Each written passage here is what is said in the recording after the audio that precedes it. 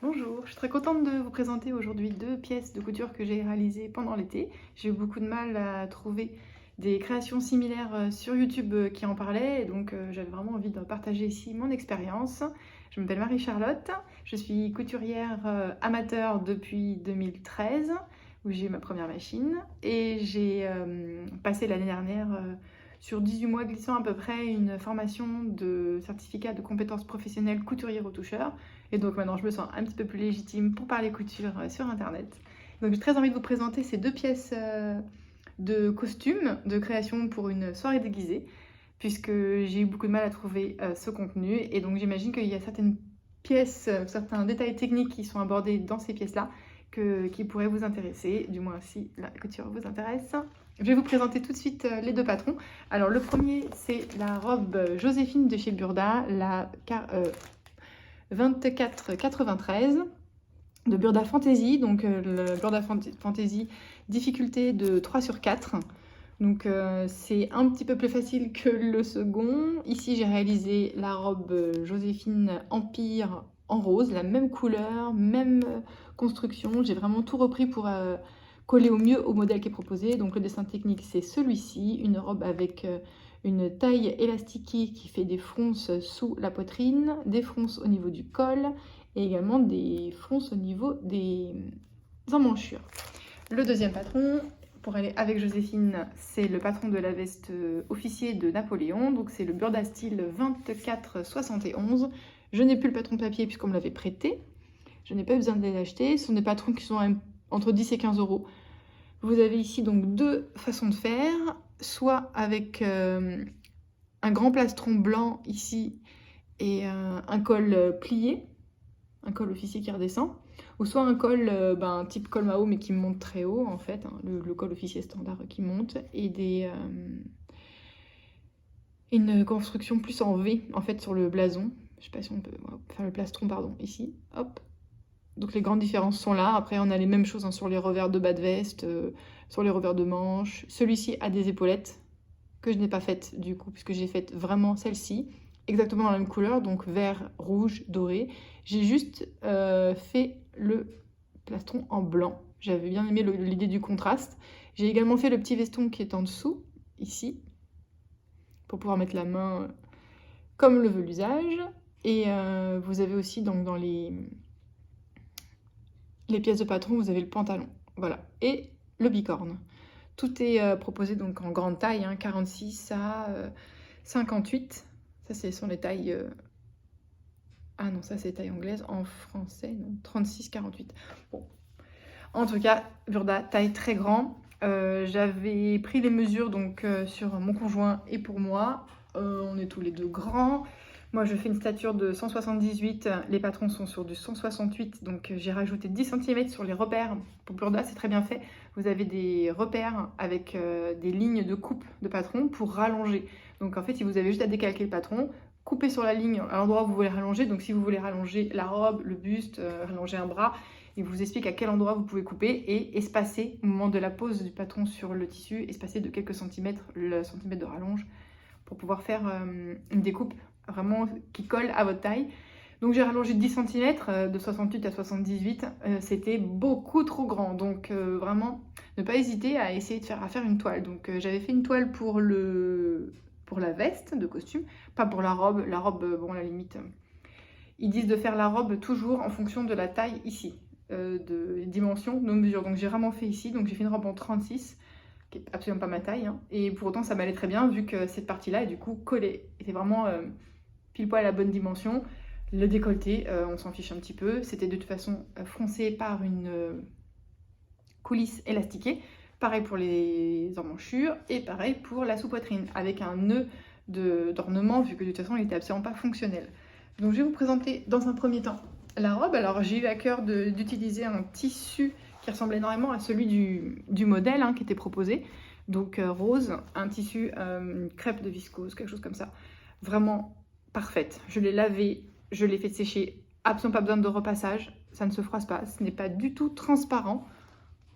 Allez, vite fait comme ça, mais porté pas du tout. Là vous voyez ici, il y a un surjet blanc, ça ne se voit pas du tout.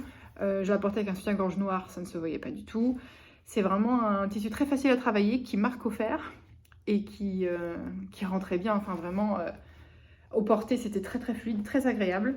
Donc sur l'endroit, la robe est très longue puisque j'avais décidé de la porter avec des talons. Et sur l'envers, on voit beaucoup mieux les points techniques. Alors, hop, ça donne ça.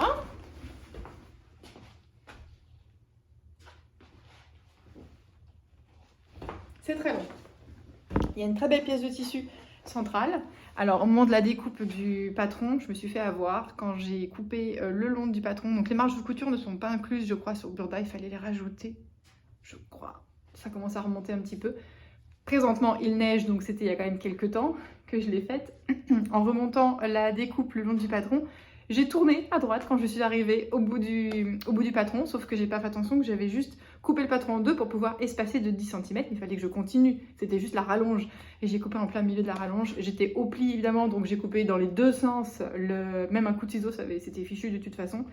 Donc j'ai dû faire du rafistolage, j'avais pas assez, il me fallait 3 mètres pour faire cette robe, donc j'ai pas eu envie de retourner au magasin, j'étais un peu pressée par le temps. Je l'ai faite les 2 jours qui ont précédé la fête déguisée, donc elle a un très beau raccord dans le dos, cette robe, qui ma foi, bon, ne choque pas. Bon voilà, on voit que il y a eu un petit coup de ciseau malheureux, mais bon, le tissu pardonne relativement bien. Là, ce qu'on voit surtout, c'est le pli du cintre. J'aurais pu faire l'effort de repasser. Donc voilà, on voit ici qu'il y a eu un coup de ciseau. Donc voilà, ça fait que la robe est coupée dans le dos.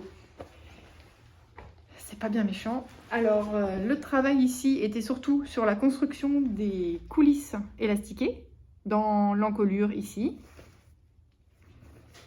Donc j'avais laissé sortir une partie de l'élastique pour pouvoir ajuster parce que l'élastique que j'ai utilisé était assez mou. C'était une fin de bobine que j'avais qui m'avait servi à faire des masques il y a quelques années. Et donc c'était trop souple puisque c'était doux pour les oreilles. Donc j'ai bien tiré beaucoup plus pour pouvoir resserrer, resserrer, resserrer, pour pouvoir faire quelque chose de visuellement plus construit, plus dense au niveau de la densité de l'élastique, voilà, tout simplement. Donc tous les surjets sont en blanc à l'intérieur et ça ne se voit pas. Il y a également ici à l'intérieur de la manche une coulisse, mais qui cette fois-ci n'est pas rajoutée. C'est une coulisse qui est créée dans la manche. C'est étrange d'ailleurs. Je crois que j'ai fait une erreur à cet endroit-là, puisque au niveau de la manche, on voit ça. Et je pense que c'était pas très... Après, les explications de Burda, c'est toujours très succinct. Ça part vraiment du principe que vous savez coudre, que vous êtes déjà professionnel. Alors, il semblerait qu'il y ait un livre qui reprenne toutes les constructions de Burda, avec les descriptifs quand Burda dit préparer la coulisse. Vous avez tout un montage à faire qui serait décrit en fait dans autre chose, dans un livre officiel, une genre de Bible Burda qui dit voilà, quand on vous demande de monter une coulisse, voilà comment ça se passe. Bon, c'est pas sorcier la coulisse, mais il y a plein d'autres moments dans la veste, on en parle après, où c'est quand même bien plus sorcier, et là je me suis donné beaucoup plus de mal. Donc cette robe, pas de grande difficulté. Pour ce qui est du prix, le tissu est assez cher, je pense qu'on est dans les 15 € du mètre. Je ne me souviens plus des prix puisque j'avais pas pris de ticket de caisse à ce moment-là au magasin et je pensais que ça s'enregistrait directement sur le compte associé à mon nom chez Mondial Tissu, mais pas du tout. Sur le site de Mondial Tissu, on retrouve uniquement l'historique des commandes. Donc j'ai pas les références des tissus. Tout ce dont je me souviens, c'est que c'était assez cher. J'en ai pour 30 ou 40 € la robe. Mais ça vaut complètement le coup, la robe est vraiment très très belle. Je sais pas si je pourrais la remettre autrement que pour une soirée déguisée. C'est pas non plus au programme toutes les semaines. La difficulté de 3 sur 4, non. Vraiment 2 sur 4 et encore, c'était assez facile. Mais on est sur du Burda Fantasy, peut-être que les méthodes de notation de difficulté sont pas les mêmes, je pense d'ailleurs. Et qu'est-ce que j'ai appris sur ça? Faire la coulisse. Je l'avais vu pendant ma formation, mais voilà. J'ai appris à rallonger un patron. Maintenant, je saurais qu'il ne faut pas couper dans le dos au pli. Le choix du tissu était très bon, vraiment aucun regret. Très très bon tissu. Le prix, j'en ai parlé, voilà. Ensuite, on passe à la veste. Et là, on a plus à redire quand même. Hein. Donc, on est sur une veste on pourrait parler d'une veste d'uniforme militaire, hein, presque. Hein. Donc il y a un faux pli direct, on le voit. Au porté, ça ne se voit plus du tout, mais c'est vrai que là, tant qu'elle est suspendue, on voit ce faux pli ici qui fait gonfler le bas des bavettes qui sont cousues ici. Donc je peux pas l'enfiler, j'aurais l'air de nager dedans, mais on a exactement les mêmes finitions que sur qui sont présentées sur.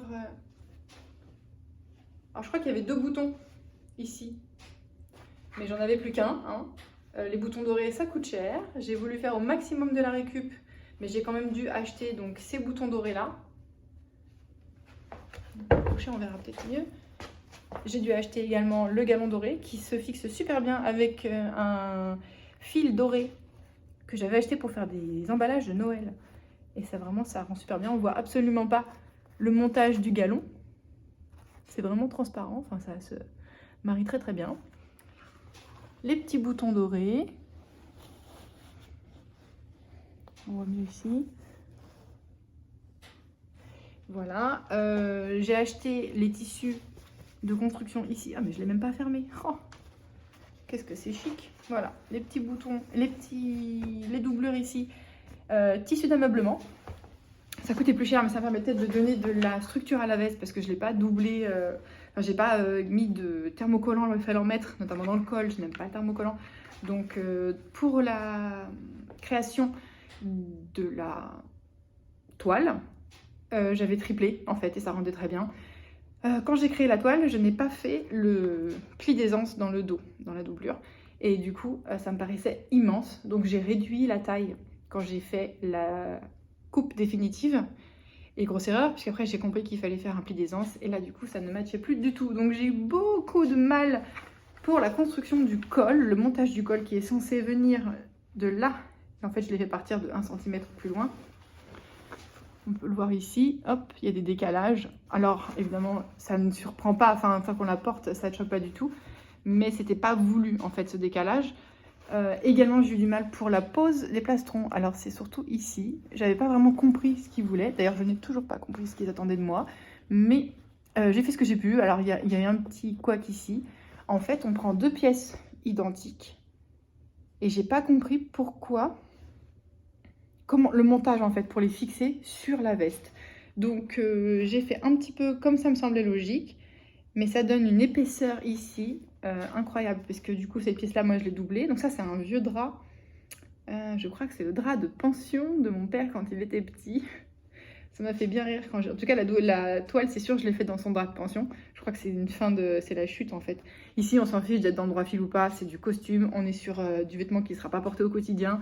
Je pense même pas qu'il sera lavé un jour, puisque bon, le tissu, tous les tissus ont été lavés en amont, mais toutes les couleurs foncées, notamment à l'intérieur, le bleu marine, ça risque de déteindre en fait sur le blanc, donc voilà, il restera comme ça. Ça ne bougera plus et ça servira peut-être de prêt éventuellement, mais après ça va rester dans une armoire, donc bon. On est resté sur le maximum de seconde main possible. Les achats, c'est vraiment ce vert vraiment très joli. J'ai mis volontairement sur l'envers. Ce tissu, donc je sais pas, on peut pas le voir sur l'endroit, j'ai pas d'endroit où il est sur l'endroit, mais il avait un côté un peu plus brut jean quand il était sur l'envers, et sur l'endroit il faisait un peu plus tissé comme ça, et j'aimais moins. On est sur de l'ameublement, donc ça me plaisait moins, j'ai préféré retourner, et le côté rustique qui faisait un peu lin me plaisait plus, donc on est sur le 100% coton pour tout sauf pour la doublure qui est là. On a mis des petits boutons, des petites pinces pour que ça tienne bien fermé. La doublure est en synthétique. Hein. C'était des rouleaux de doublure que j'ai encore d'ailleurs, hein, de la doublure qui glisse très très bien quand on passe le bras dedans. Donc voilà, très joli reflet de lumière à l'intérieur.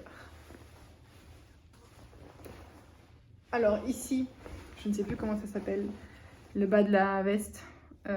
Assez facile de construction. Le montage dans le dos, un enfer. D'ailleurs, on peut le voir au niveau des raccords qui n'en sont même pas en fait. On parle même plus de raccords à ce stade-là. On parle de j'ai posé un bout de tissu, j'ai cousu en vrac. Ça rend pas du tout. C'était ni fait ni à faire. Ça, je me suis beaucoup pris la tête avec ça. Donc évidemment, porter, ça ne se voit plus. Mais ça m'a donné beaucoup de fil à retordre et il y a beaucoup de moments qui sont assez frustrants où on reste face à son projet, on n'a personne à qui s'adresser, on est face à un nœud d'explications, des traductions approximatives, enfin vraiment, j'ai eu vraiment beaucoup de mal. Le résultat, vraiment, c'est satisfaisant parce que le plus beau, c'est ce qui rend vraiment, c'est ces beaux revers, ces manches qui sont très bien finies, les finitions comme ça doré, ça en jette. Et finalement, c'est ce qui était le plus facile à faire, monter les galons et les boutons. Les contrastes de couleurs aussi rendent très très bien sur cette veste. Là où j'ai eu du mal encore, je cherche un peu les difficultés hein, pour pouvoir aiguiller un petit peu ou rassurer ceux qui se lanceront un jour et qui n'y arriveront pas. Les plus grosses difficultés, le col. Alors là, le montage du col, il me manquait. Je l'ai refait 2 fois. Au début, le col finissait vraiment ici. Il manquait mes 5 cm pour arriver au bord. J'en ai fait un deuxième que j'ai rallongé. Et ça n'allait toujours pas, hein, il manquait toujours quelques centimètres. J'ai tiré, et essayé de résorber un embut, en fait, mais énorme, parce que finalement, la veste, du coup, n'était pas... On voit ici que j'ai tiré comme une forcenée. Hein. Alors, au final, il y a peut-être très très peu de plis, mais le tissu est hyper tendu. C'était très difficile de monter ce col. Je pense qu'il m'a vraiment manqué de la technique. Pourtant, on a un module sur l'école qui est assez conséquent pendant la formation, mais j'ai pas réussi, ça m'a échappé et ça m'a pris, je pense, 4 semaines. Alors évidemment pas en travail continu parce que ben voilà, c'était les vacances scolaires, il y a les enfants à la maison, puis il y a la vie quotidienne. Hein. Donc j'ai la chance d'avoir un atelier attenant à la maison qui est assez grand où je peux laisser les projets en vrac pendant un temps et reprendre là où j'en étais. Et ce qui me permettait de parfois aussi faire reset parce que c'était vraiment... À la fin, je ne pouvais plus la voir en fait. Comme beaucoup de patrons, quand on y passe vraiment énormément de temps sur certains projets, une fois qu'ils ont abouti, qu'ils sont terminés, en fait, on ne veut plus les voir. On les a trop vus, trop manipulés. Donc là, ça va, il y avait une date et échéance, il y avait cette fameuse fête où on était tous les deux hyper contents de porter nos costumes. Le prix de cette veste, alors on part du principe qu'on a acheté uniquement les galons et le rouge et le vert, puisque le reste dans le blanc, les galons, les boutons, le rouge et le vert. Alors les boutons, il y en a peut-être pour 30 euros, 20 ou 30 euros de boutons, c'était assez cher. Tout a été acheté à Mondial Tissu. Et l'ameublement, c'est un petit peu plus cher que le standard parce qu'on est sur une grosse densité, c'est tout en coton. Bon, je pense qu'on est sur du 10-15 euros le mètre. Je pense que la veste, maximum 20-25 euros en tout. Pour le tarif. Et il y avait également, mais je ne l'ai pas là, mince, il est rangé là-bas, c'est le veston en fait qui se met sous la veste, qui est fermé avec plusieurs boutons. Lui, pour celui-là, alors là j'ai adoré puisqu'il y a eu une vraie révélation sur comment doubler une veste sans manches. Et ça n'a absolument rien à voir avec le doublage d'une veste avec des manches. C'est tellement... C'est un peu tiré par les cheveux quand même comme système, mais ça marche super bien. Donc je l'ai d'abord monté un petit peu comme ça me semblait bien, et vraiment en voulant retourner, je me suis rendu compte de mon énormité. Il a fallu tout reprendre. J'ai passé pareil énormément de temps, mais c'est très très intéressant d'aller voir, notamment sur les personnes qui font des présentations de réalisation de vestes sans manches doublées. Voir comment ça se construit. C'est un cheminement de pensée assez intéressant. Donc voilà, j'ai dû aller voir parfois des vidéos qui faisaient référence à ça. J'ai plus les références en tête des personnes qui présentaient des doublures de vestes sans manches, mais je me suis beaucoup inspirée aussi de vidéos externes pour pouvoir réaliser cette veste parce que j'étais souvent face à un nœud, quoi, un nœud d'explication de Burda. Et c'est un peu... Pour ça, c'est un peu pernicieux, leurs explications sont trop techniques en fait. Et donc, la difficulté qui était dit par Burda, c'était 2 bobines sur 3. Et donc, moyen facile. Moi, je dirais, on est sur du moyen, faut connaître quand même. Moyen facile, le terme facile, en fait, n'est absolument pas à propos quand il est mentionné là.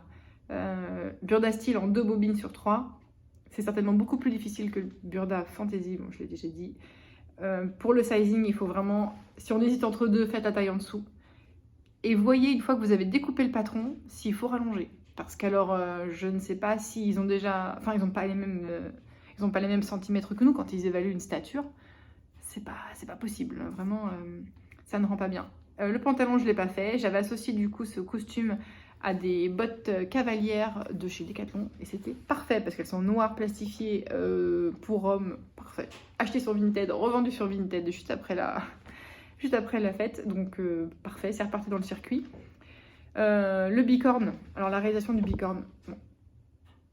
Il est bien mon bicorne, mais je l'ai fait dans la feutrine. Et la feutrine, ça ne rend pas hyper bien.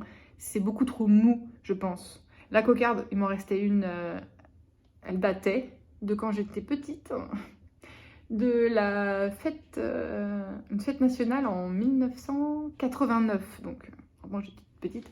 Et ma mère avait gardé les 2 cocardes de ma soeur et moi quand on était toutes petites, dans notre petit, avec nos petits paniers, nos œufs et tout ça.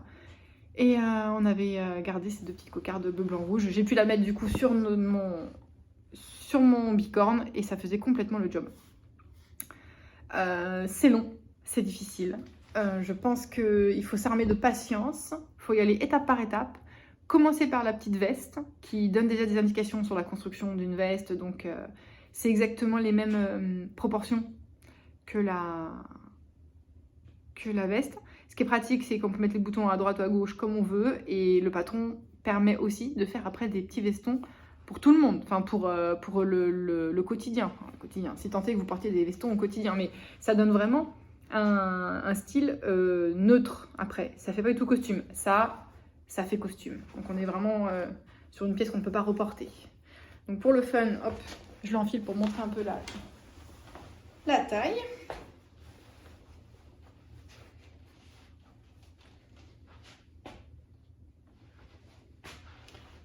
C'est vrai que là on voit plus les alignements de couture, les faux plis, on voit plus tout ça.